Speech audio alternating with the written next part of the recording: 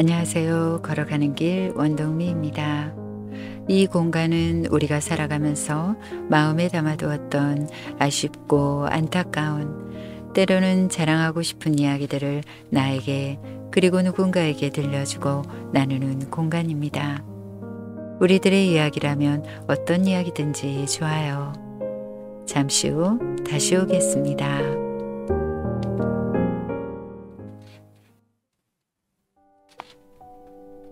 제목, 합당한 사람이 되기 위해. 여보세요 하면서 선생님 전화통화 되냐고 물었습니다.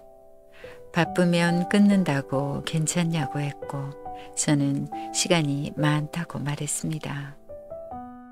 제가 전에 병원 근무를 할 때 함께 했던 참 후덕하고 배려심 많은 김인순 조무사님입니다. 늘 열심하고 노력하며 아무리 불편해도 내색 하나 없는 그런 분이었습니다. 시간이 지나도 먼저 안부를 물어주고 혹여 아프지는 않는지 별일은 없는지 걱정해주는 고마운 분입니다. 지난 가을 호스피스 교육을 받고 싶다고 해서 교육과정을 소개해 주었는데 시간이 맞지 않아 관심만 갖고 있다가 이번에 어렵게 교육과 시험, 실습까지 마치게 되었다며 연락이 왔습니다. 일을 하면서 호스피스 교육을 마치고 저를 기억해 주니 고맙기 그지없었습니다.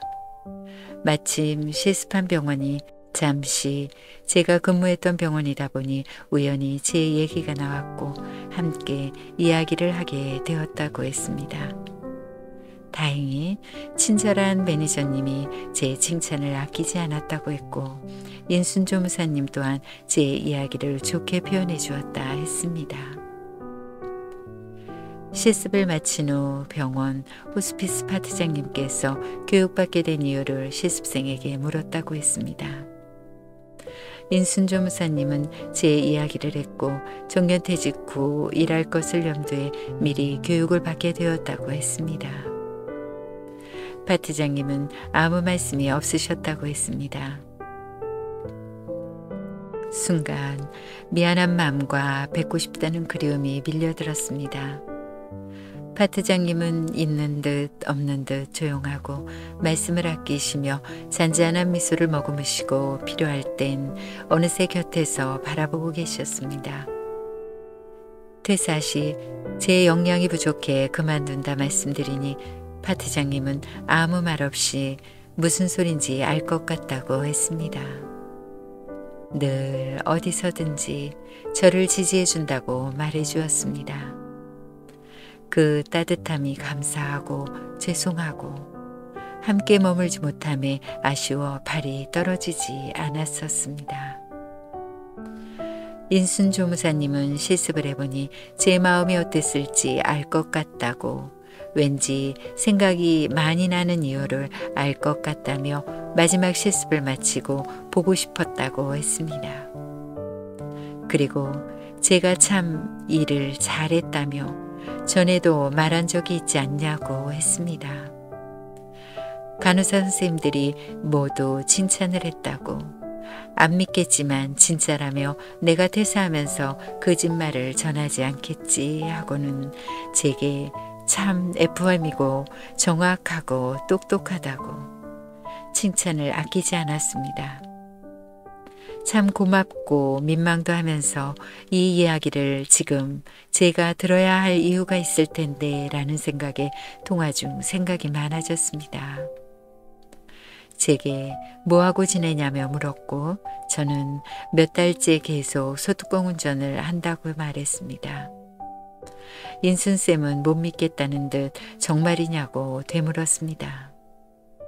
처음엔 저도 잠시 쉬고 싶었어요. 남편은 제가 힘들어 보이고 살도 갑자기 빠지니 일이 버거운 것 같다며 좀 쉬었으면 좋겠다고 했습니다.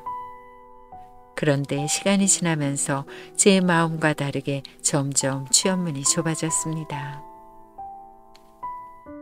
얼마 전까지만 해도 이력서를 넣으면 지원한 병원마다 좋은 소식이 전해져 제가 원하는 곳을 골라서 지원했고 면접 때는 면접관들이 많은 칭찬 속에 취업을 했습니다. 자소서는 물론이며 면접 모습 또한 긍정적인 반응들만 늘 들었습니다. 그런데 4개월 동안 이상할 만큼 이력서에서 낙방을 하고 하물며 면접을 보고도 떨어지기 시작했습니다. 처음엔 요즘 병동을 많이 줄이니 그럴 수 있다고 생각했습니다. 그런데 시간이 지나면서 점점 화도 나기 시작했습니다. 왜 그러는 걸까? 왜? 그리고 그 후로도 낙방은 반복됐습니다. 이젠 가족들에게 지원했다는 말도 못하고 제 자신에게도 창피해졌습니다. 무엇이 문제일까? 내가 너무 잘난 체를 했나? 자소서가 문제인가? 어떻게 된 거지?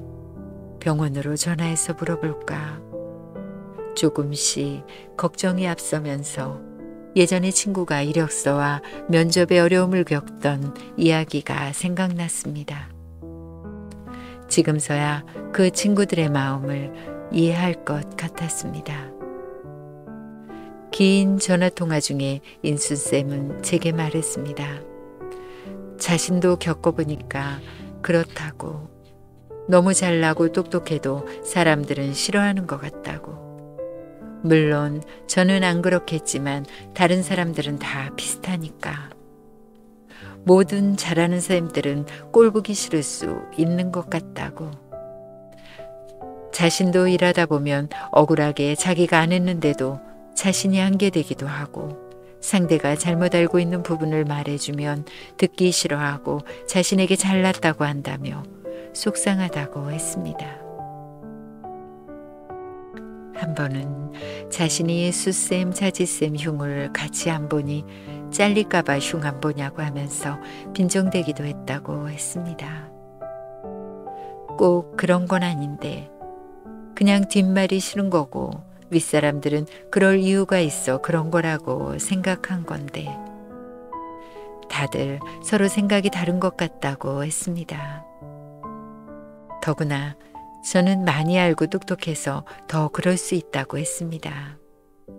요즘 조무사들 많이 똑똑한 사람보다 좀 떨어져도 자기들끼리 잘 지내고 간호사 말 잘 듣는 사람들을 원한다면서 어느 병원들은 자기 병원 근무 중 퇴사한 사람 다시 부르고 어떤 병원은 업무원 중 자격증 딴 사람 채용한다고 다들 연줄로 입사한다고 합니다. 입사 공고는 형식적일 때가 많다고 하네요. 우리가 나이가 많아 고집이 셀 거라고 생각하는 건 아닌가 싶습니다. 인순쌤은 제게 잘 될 거라고 수연쌤은 아무 걱정하지 말라고 했습니다.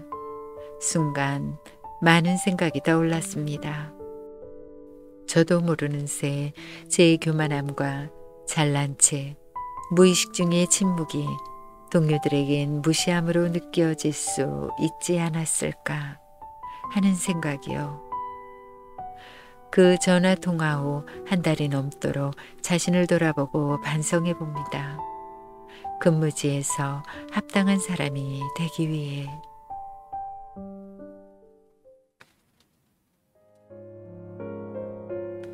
좋은 관계를 유지하기 위해서는 서로 배려하고 존중하며 늘 감사할 줄 아는 사람이다. 그러기에 좋은 관계를 유지하기 위해 내 자신이 먼저 좋은 사람이 되는 것이 필요하다. 그 사람을 보면 그 친구를 알 수 있고 그 가족을 알 수 있듯 내 모습은 좋은 관계에 중요한 역할을 한다. 관계에서 신뢰는 중요하고 신뢰를 분별할 수 있는 눈은 더 중요하다. 지금까지 함께 해주셔서 감사합니다. 좋은 시간 되세요.